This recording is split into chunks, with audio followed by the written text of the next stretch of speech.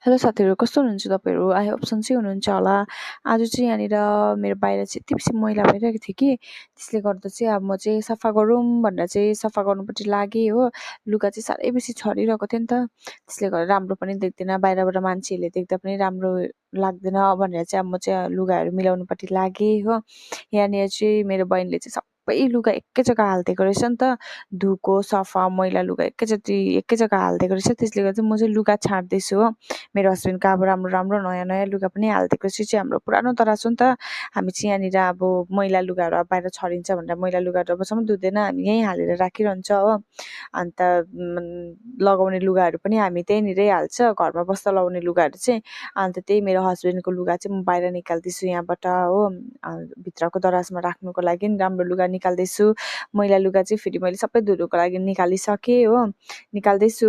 अन्त यहाँनिर चाहिँ अलिक हाम्रो राम्रो राम्रो लुगाहरू चाहिँ म माथि राख्दैछु, अनि पुरानो लुगाहरू चाहिँ अलिक तल तल राख्दैछु। घरमा बस्ने चाहिँ तातो लुगाहरूले चाहिँ फेरि यति चाहिँ ठाउँ खाँदो रहेछ नि साथीहरू। तातो लुगाले चाहिँ फेरि जाडो महिनामा चाहिँ हरेस बनाउँछ, धुनु पनि साह्रो, राख्नु पनि साह्रो, जग्गा मिल्दैन हो तातो लुगाले चाहिँ। मेरो बहिनी चाहिँ यहाँनिर आउँदै गफ गर्दै जाँदै गर्दैछ हो।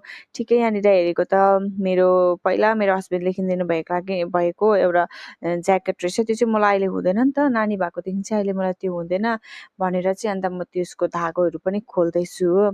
आमा मान्छेहरूको चाहिँ काम त्यस्तै हुँदो रहेछ है, नानी यता नानी हेर्दै म चाहिँ हो, नानी हेर्दै अन्त यहाँ घरको पनि कामहरू गर्दै, बाहिरको चाहिँ डल्लै सकिसक्यो काम, अब यहाँ दराज मिलाउनु छ भनेर चाहिँ घरको पनि काम गर्दै बाहिरको पनि गर्दैछु हो।